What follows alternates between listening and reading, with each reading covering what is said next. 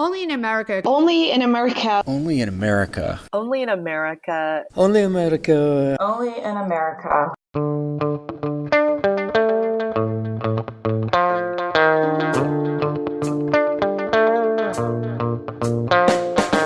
Welcome to Only in America. I'm Ali Nirani. With continued focus on asylum seekers at our southern border, we're looking at the life-threatening situations Central Americans face. You can't have a country where 96% of people, like in Honduras, 96% of people who kill someone can get away with it. And they do that because people know that if they step forward as a witness, the gang will murder you tomorrow, and they'll leave you in the middle of the street. Written on your chest, sapo, frog. That means you talk too much. There's a verb, estás sapeando. You are being frog-like. And that leads to death. And so you have to find a way for people to be able to testify and put bad people in jail. From the National Immigration Forum, I'm Ali Nirani.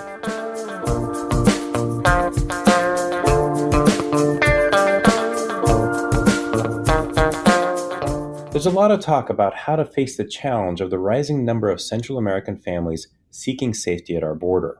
Policy experts and politicians across the spectrum, including Democratic presidential candidates, have said that you cannot grapple with this issue without taking a look at the root causes. I would agree. It is short-sighted to think that we can enforce our way out of this challenge. Frankly, unless the U.S. is less safe and economically worse off than Central America, which is not a good idea, deterrence is just not a reasonable or realistic strategy. We need to take a close look at why immigrants from Central America are embarking on a long and dangerous journey to the U.S. to begin with.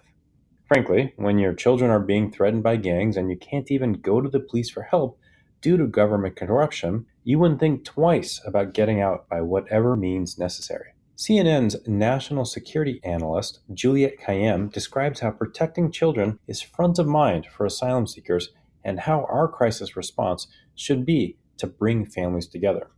The overall policies in the last week, I sort of have not been able to keep it together on this. And I think because it is, so someone who comes from crisis management and homeland security, our obligation in government is sort of singular, and that's something known as family unification. It's because in any crisis or disaster across the world, a tsunami, an earthquake, or a flooding, the primary sentiment of anyone is, how is my child? It's the thing that animates anyone. I'm a mother, I have 3 kids. If you lose one in a shopping mall, where is my kid?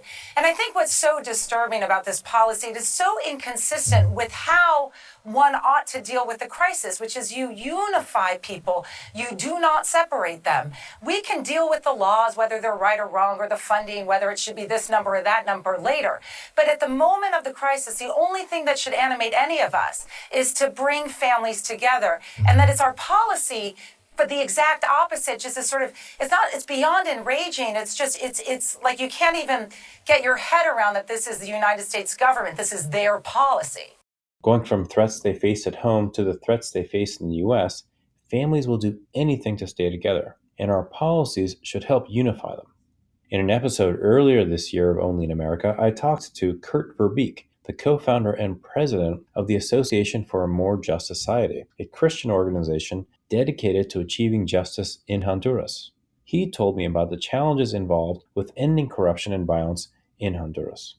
In 2011, in December, the president of the National University, her son was killed by 8 on-duty police officers. And that case brought a ton of attention and some attempts to investigate and to fire the worst cops. But it took several years and it largely failed. I think they ended up firing 50 or so cops, and mostly mid-level. And then in 2016, an article came out in the New York Times, and it shows that high-level cops had been hired by drug traffickers to kill a Honduran drug investigator. So the police killed one of their own in order to cover up drug trafficking efforts. And that story came out here in Honduras and then in the New York Times, and that brought a new wave of calls to purge the police.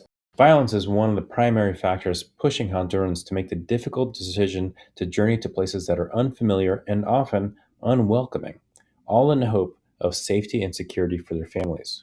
And, well, the terrors that they're fleeing speak for themselves.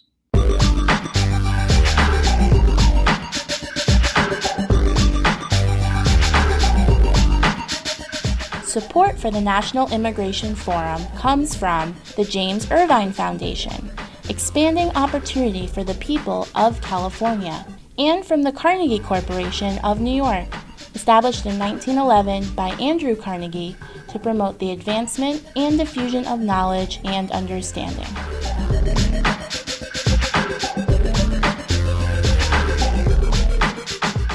My guest this week has seen firsthand the hardships that Hondurans who are fleeing violence face. Sonia Nazario is an award-winning journalist who grew up in Kansas and Argentina, and she's a contributing opinion writer for the New York Times. Sonia is best known for writing Enrique's Journey, a story about a 17-year-old boy from Honduras who takes the dangerous road to the U.S. looking for his mother. The book has been around for over a decade, and I just recently read it a few weeks back. It is so worth your time.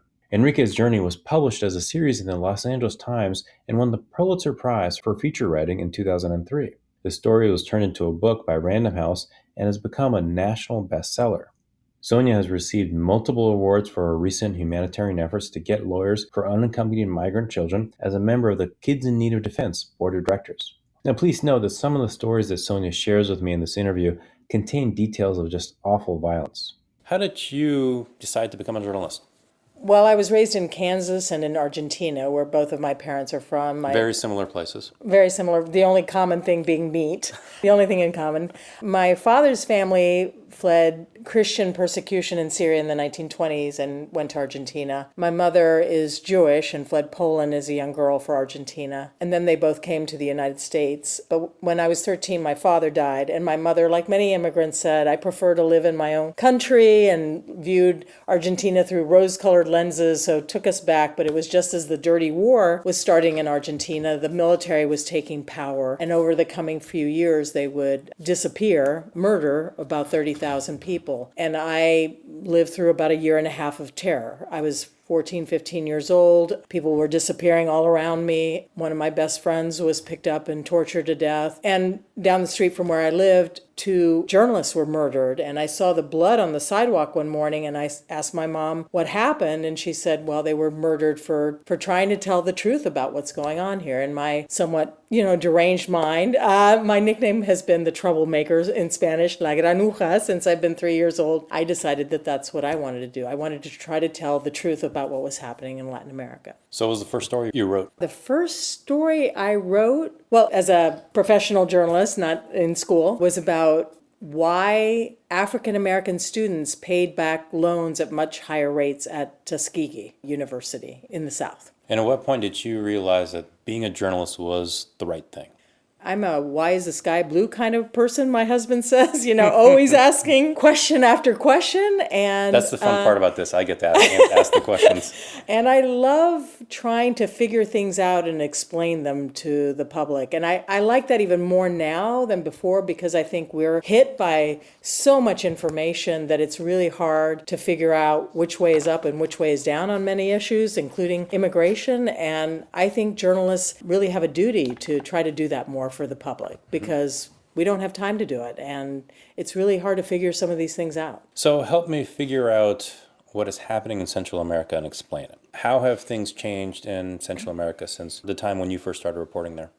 Well, I started reporting in Central America in the 80s during the wars in Central America. So I think you had, in many of those countries, a left-wing insurgency, an attempt to redistribute wealth. That was fought back by the elites in those countries, the military, and by the United States. Most of those efforts lost. Many of those countries lost, 80 to 200,000 of their citizens were murdered during that period. It devastated their economies, and there was an exodus of people to the United States during that time, which I covered. Since then, I think there was an attempt to weave back the fabric of those societies, even though not much had changed. You saw the same inequality. I mean, Honduras is the most unequal country in the Western Hemisphere other than Haiti. So you still have a dozen families that basically control the wealth of those societies. But I think what really started to change things for the worse was as the U.S. squeezed drug routes. We spent about $8 billion to stop the flow of drugs that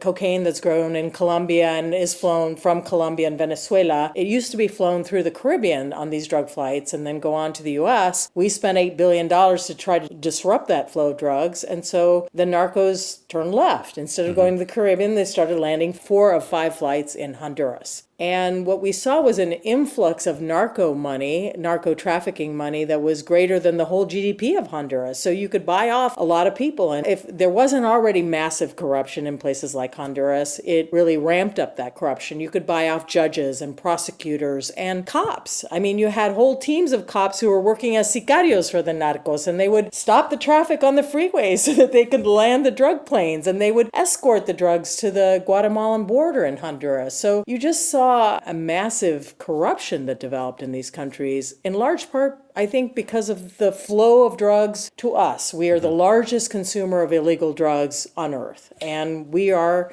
I think, fomenting some degree of this problem in these countries.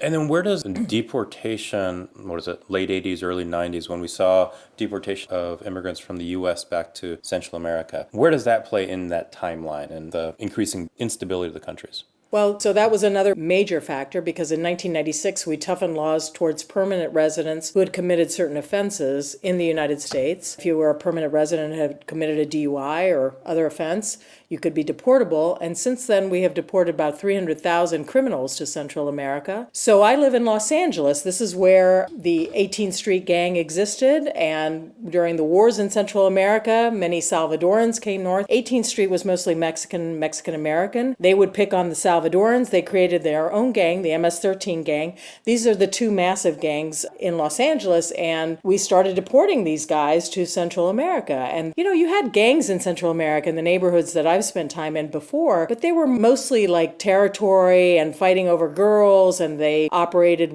maybe with bats, but not with guns. And I think you brought in a lot of these guys who had been playing in the big leagues here in Los Angeles, and that really fueled a lot of the gang violence in these places. So, I mean, in Honduras now, MS-13 is a huge player. They send lawyers to become lawyers for them. They have their own accountants. They have, they've gotten rid of 50 police officers who were MS-13 members. Some people believe that some of the legislators, they count how many are with MS-13. And I've talked to people who are fighting the anti-corruption fight in Honduras and say, if this isn't turned around, they are infiltrating every government institution. They are training to be policemen and accountants and lawyers and doctors to work in the hospitals. So if someone gets injured, you have your own MS-13 doctor. If this doesn't stop, we will soon have an MS-13 president in Honduras. And that all started with the deportation of folks from the U.S. One of the questions I want to ask you was the role of institutions in a place like Honduras, because when we think about the word institution, we think of the government. But kind of what you're saying is that MS-13 itself is a civic institution. And where does that play out the rest of the state of affairs of civic life in the country? Well, I think in certain neighborhoods, the gang that controls your neighborhood is the government. I've been in neighborhoods that are controlled by MS-13, and if you are a bus driver, a taxi driver, a motorcycle taxi driver, you have to pay a war tax to that gang. MS-13 basically wants to tax transportation, and they want to sell drugs in that neighborhood. And that means they want no drama with the police. So if you're a couple and your husband is beating you and the wife calls the cops, that night MS-13 will come to your house and say, we don't want you calling the cops anymore. We will deal with your husband. And they tell the husband, if you beat your wife again, you're going to have to deal with us. And we're going to beat you up and maybe kill you. So they want to be basically the government in that neighborhood. And that's just the way it works now in many of these neighborhoods. And if you stay on a certain side of MS-13, if you pay 30 to 40% of your revenues to the gang as a war tax if you drive a bus, then you'll be okay. And if you resist that, then they'll murder you. So then how do you solve this problem? What's the way out? I think we have tried deterrence to the max in the United States. We have tried to make it so horrendous. If you come here and ask for asylum or try to enter the United States unlawfully, I mean, we have torn babies out of mothers' arms. The organization I'm on the board of, Kids in Need of Defense, represented a mother. They took 4 children away from her, including a 5-month-old baby. And for months, that mom and the federal government had no idea where that baby was. And when they finally were court-ordered to return separated families' children to the parents, they gave her the wrong baby. And then when they finally found the right baby, they released her in the middle of the night in Texas at a bus station with 4 young children, and no money. We have been revoltingly inhumane to people who are asking us for safety. And they keep coming. They keep coming in larger numbers. And as one expert told me, if your house is on fire, you're going to find a way to get out of that house. And that's what people are doing in these places. So I think you have to put out the fire. Immigration has been a mix of pull factors and push factors. And right now, it's predominantly, I believe, these push factors. I spent a lot of time in these neighborhoods in Honduras. I can tell you I'm starting therapy again this week because I spent a month in Honduras this year, and I came back with my post-traumatic stress so triggered that I was having a nightmare every night that someone was trying to skin me alive. Because in the neighborhood I was in, 2 women had been skinned alive by the gang. So this is what people are fleeing. And so you need to deal with this violence. You need to reduce violence. That means going after the killers. That means reducing impunity. You can't have a country where 96% of people, like in Honduras, 96% of people who kill someone can get away with it. And they do that because people know that if they step forward as a witness, the gang will murder you tomorrow, and they'll leave you in the middle of the street. Written on your chest, sapo, frog. That means you talk too much. There's a verb, estás sapeando. You are being frog-like. And that leads to death. And so you have to find a way for people to be able to testify and put bad people in jail. I'm not big on locking people up, but if you kill people, you should go to jail. And that's what groups like the Association for a More Just Society do. They recognize that the official system was either lacking resources, incompetent, or corrupt, and so they weren't locking up bad people because they were paid off at times not to do so. So they created this parallel system where they go into the worst neighborhoods with an ex-cop, a lawyer, and a psychologist, and they go to witnesses and they say, we're a Christian group from the U.S. We have nothing to do with that evil Honduran government. Mm-hmm. Can we help you move the body from the morgue? Can we give you coffee for the wake? And after 2 months of building trust, they say, will you testify? And I watch. They have people testify under a black burqa. And they take that person in the black burqa and they arrive at the courthouse and they put them in a little wooden closet with a one-way mirror. And under the black burqa, in the little wooden closet, they wheel you into the courtroom and through a voice distorter, you testify. Wow. This is how terrified people are. And doing that, they are getting convictions on more than half of homicides in the worst neighborhoods in Honduras. So I went to a neighborhood 2 years ago called Rivera Hernandez in San Pedro Sula, Honduras. This neighborhood, 6 gangs controlled it with an iron grip, and bodies littered the streets in the morning. One day they were playing soccer, the gangs, with the head of someone they had just decapitated in broad daylight because they pay off the cops. And this group went in there and they investigated homicides. And in this worst neighborhood, in what for 4 years was the murder capital of the world, this helped drive down homicides 62%. And it cut the number of children fleeing to the United States in half. So then a lot of the conversation right now in D.C. is about changes to asylum law, changes to the Flores Agreement, forcing Mexico or Guatemala to become safe third countries. What's your take on any or all of the above?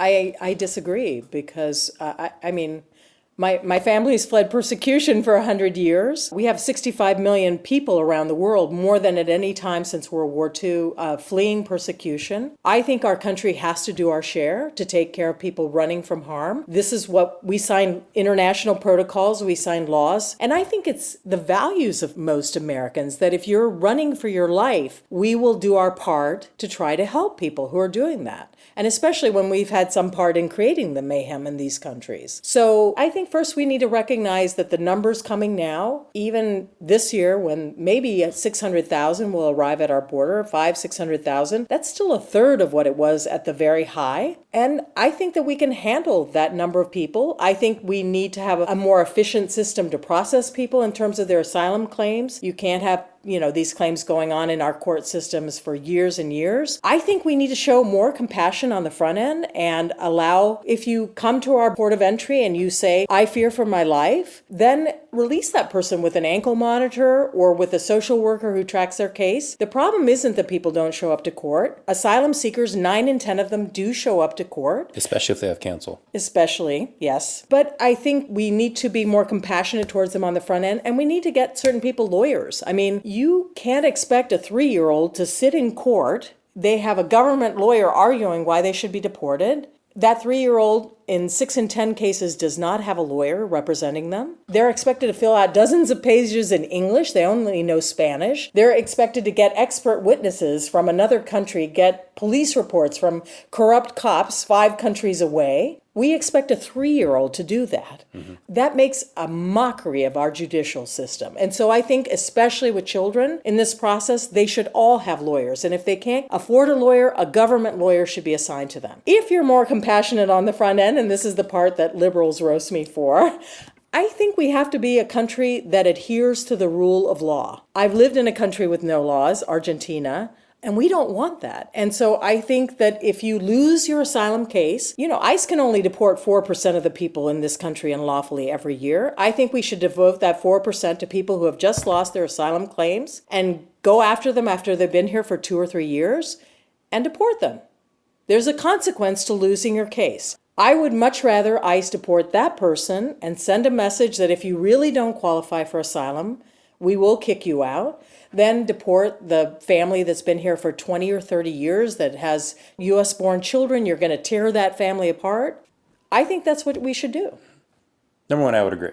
But you get at something really important there, that balance between being compassionate and being a nation of laws. Right. And I feel like often as advocates, we either just talk about the compassion side, we don't talk about the rule of law, or we allow kind of our opposition to say, oh, well, you're just open borders. How do we avoid that trap?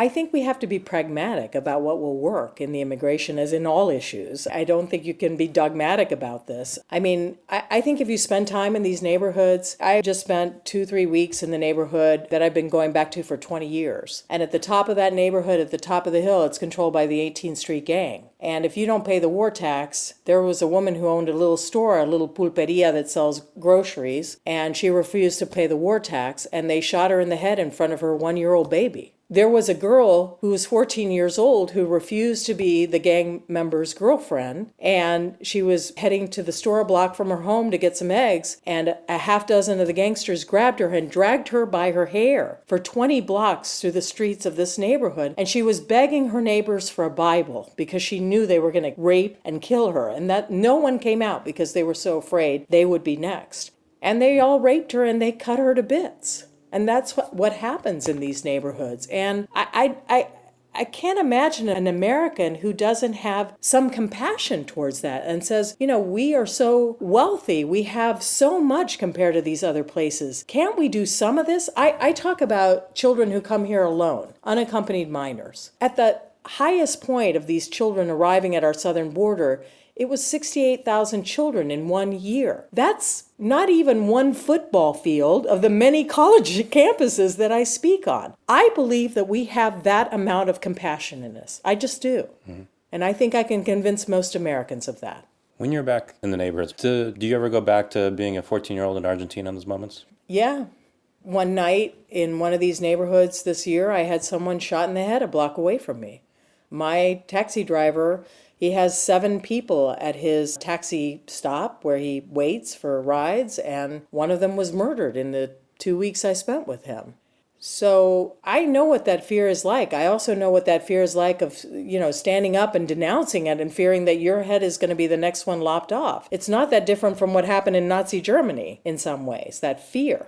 Right. Of standing up and doing the right thing. But I believe in being an upstander and trying to do the right thing in difficult moments. That's what we try to do as Americans, right? As good human beings, right? And I think that's what we all should strive to do. There are limits to that. I don't think we can take in everyone from around the world.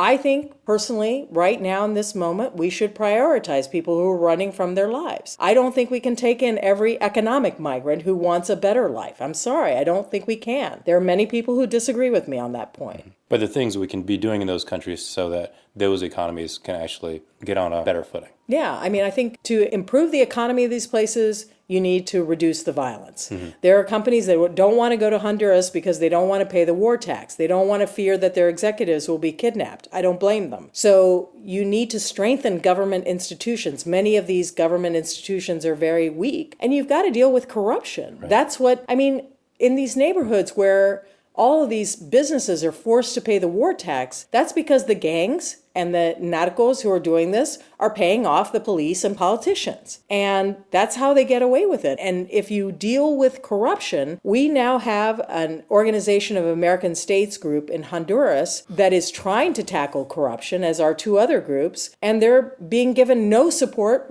by the United States. They were in the past. They were making some headway. And of course, the elites in those countries started to push back because they didn't want to go to jail. And the U.S. had a role in funding these groups initially, but now is pulling back on its support of these groups. The same thing with Guatemala. We need to support groups that are fighting corruption in these places, or they will never change. So what gives you hope? You know, I would say what gives me hope is some groups that are fighting to reduce corruption, that are fighting to reduce violence. What gives me hope is the fighting will that you see of these people in these neighborhoods who will do anything to scrap and fight to try to earn a living. For them, it's a last choice to leave. Right. I saw this with my parents. They didn't want to leave Argentina. My mother hauled us back to Argentina. People prefer to live with everything that they know and that they love, their family, their culture, their language. Most people don't want to leave their countries, and if we find a way to help them stay there, they will. And it's way cheaper to help them stay there. I mean, we've been spending $100 million on efforts to try to lower violence in Honduras a year, $100 million, which sounds like a lot of money. And I talked to my husband's very conservative relatives, and they're like, you know, my money, American money, ain't going to spend it in another country. But I'm like, you can spend $100 million there. And this is debated, but certainly the violence rate has gone down. It used to be 90 per 100,000. Now it's around 40. You could argue that more people are being disappeared and not being counted, but it's definitely gone down. Or you can spend billions of dollars on these migrants once they arrive at our border. With unaccompanied kids, which is my expertise, you got to pay the Border Patrol to catch that kid. You got to put him in one of 200 shelters for kids spread across this country. You got to figure out which relative or guardian to release them to. You got to send them to immigration court. You got to run those courts. That costs money. And in the interim, you got to send them to a public school. That's all incredibly expensive compared to spending $100 million in Honduras to try to fix this mess. Right. And depending on how hard we want to try, I mean, some groups have said to me, take all of the foreign aid that we were giving to Honduras, maybe even increase it and say it's an all or nothing deal. You all either find these targeted ways to reduce corruption and you follow this script, or we don't give you any of it. I mean, I think there are ways to do this if we were creative. Something you mentioned there was the story of leaving. I was talking to a film critic out of New York, Monica Castillo, and I asked her the question of, what stories aren't we telling? And she said it was the story of leaving. That incredibly difficult decision that somebody makes to leave their home. I don't think many Americans realize the difficulty of that. Yeah, I mean, I think people think that they just, decide, let's go to the U.S. and let's take all the jobs and let's just, have a good time and they're going to make they think that they're going to make a bunch of money here. I mean, I think migrants understand that life here is very hard. I mean, I think when I started to look at this 20 years ago, there were these kind of myths about America in these neighborhoods where I spent time in Honduras. But now, if you spend time in these neighborhoods, there's a lot of people who have no arms and legs because they've tried to ride freight trains through Mexico to reach the United States, and they've been pushed off by gangsters who control the tops of these trains, or they've fallen asleep and fallen off, and they've lost their limbs in their attempt to reach the United States. And, people understand that they're going to be constantly looking over their shoulder for whether ICE is going to nab them. And separate them from their U.S.-born children. They know this is hard, but they feel like they want to give their kids a life where they're not fearing for their life, and that's why they're making the move. Just like any American would. Just like any parent in this country would do for their child. Yeah. So last question for you. Name of the podcast is Only in America. So if you could just finish the sentence, Only in America, ... Only in America. I think there still is that dream, My mother, my father died when I was 13. She was a minimum wage cook and a seamstress. I went to college on a full ride. I started working when I was 15, bussing tables and handing her my check every week. We were working poor when my father died. And I have had this incredible career roaming the world as a journalist, writing about these complex and interesting and thorny issues. And I won a couple of Pulitzer Prizes and rising to the top of my profession. I think that's very hard to do in many countries around the world. You're born into a certain caste and you stay there. And if you're willing to study, I tell immigrants, try to look ahead. I know you're trying to survive, but try to look ahead don't buy that iPhone now. Look ahead, study. And if you do, there's still that ability. It's harder now than it was 30 years ago, for sure. But there's still that ability to grow here. And that's an amazing thing. And I think many people who read about what's going on in Central America and how people live and what they're fleeing, when I see those things, it makes me incredibly grateful for what I have in this country and the opportunities that it's given me. Thank you, Sonia. And thank you very much for all your work. Like I said, I'm a terrible advocate. I only recently read Enrique's journey, but not just really enjoyed all of your work, but I take tremendous value from it. So, well, thank you. Thank you.